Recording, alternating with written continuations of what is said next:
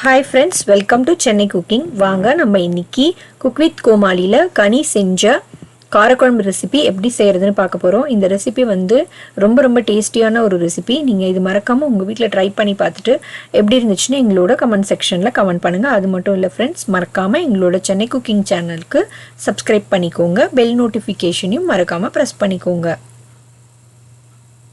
இப்போ இந்த ரெசிபி செய்யறதுக்கு ஒரு வாணலில ஒரு குழிக்கரண்டி அளவுக்கு நம்ம நல்லெண்ணெய் வந்து சேர்த்துக்கிறோம். இப்போ ஒரு டேபிள் ஸ்பூன் கடுகு, அரை டேபிள் ஸ்பூன் ஜீரகம், அப்புறம் கொஞ்சமா வந்து வெந்தயம் வந்து நம்ம சேர்த்துக்கணும்.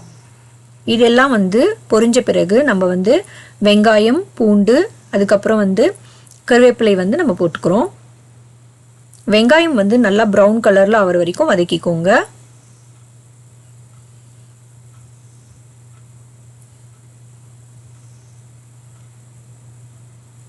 வெங்காயம் பூண்டு நல்லா வந்து வதங்கின பிறகு தக்காளி நம்ம ஆட் பண்ணிக்கணும்.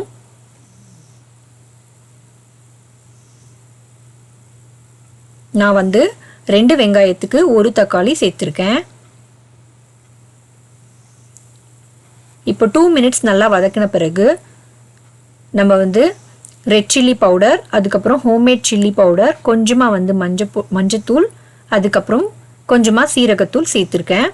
காரம் வந்து உங்களுக்கு எவ்வளோ அளவுக்கு வேணுமோ அந்த அளவுக்கு சேர்த்துக்கோங்க.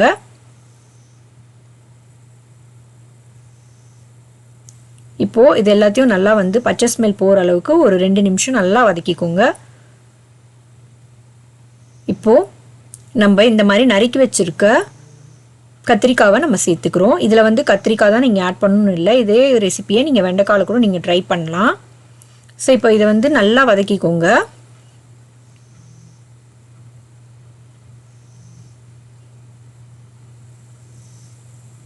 ஒரு 2 மினிட்ஸ் நல்லா வதக்கியாச்சு. இப்போ இந்த ஸ்டேஜில் நமக்கு தேவையான அளவுக்கு உப்பு சேர்த்துக்கோங்க.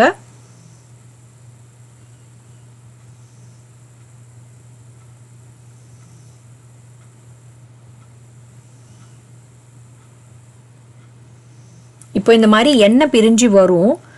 ஒரு 5 மினிட்ஸ் நீங்கள் வந்து மீடியம் ஃப்ளேம்லேயே வச்சிங்கன்னா இந்த மாதிரி எண்ணெய் பிரிஞ்சு வரும். அந்த ஸ்டேஜில் பார்த்தீங்கன்னா நம்ம ஒரு நெல்லிக்காய் சைஸில் வந்து புளி எடுத்து புளி தண்ணி வந்து ரெடி பண்ணியிருக்கோம். அதை வந்து நம்ம இதில் சேர்த்துக்கிறோம்.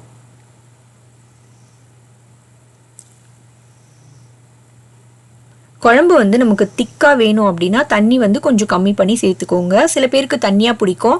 ஸோ அப்போ வந்து வாட்டர் எக்ஸ்ட்ராவாக ஆட் பண்ணிக்கலாம். இப்போ வந்து நல்லா வந்து ஒரு ஹை ஃப்ளேமில் வச்சு கொஞ்சம் வந்து இந்த மாதிரி கொதிக்கிற ஸ்டேஜில் நம்ம கொஞ்சமாக வந்து தண்ணி ஆட் பண்ணிக்கிறேன்.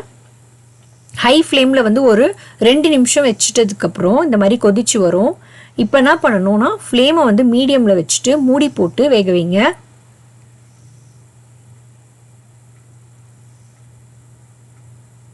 ஒரு 10 மினிட்ஸ் வந்து நம்ம நல்லா வந்து மீடியம்லேயே வந்து கொதிக்க விட்டுருக்கோம். இப்போ கத்திரிக்காயெலாம் நல்லா வெந்து இந்த மாதிரி எண்ணெய் பிரிஞ்சு வரும்.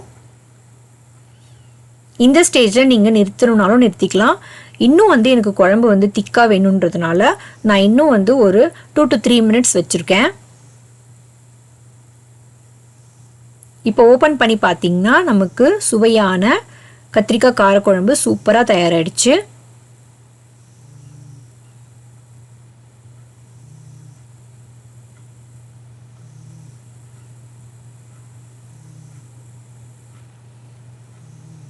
இந்த ரெசிபி கூட நீங்கள் வந்து எனி கைண்ட் ஆஃப் கூட்டு வந்து நீங்கள் வச்சு சாப்பிடலாம்.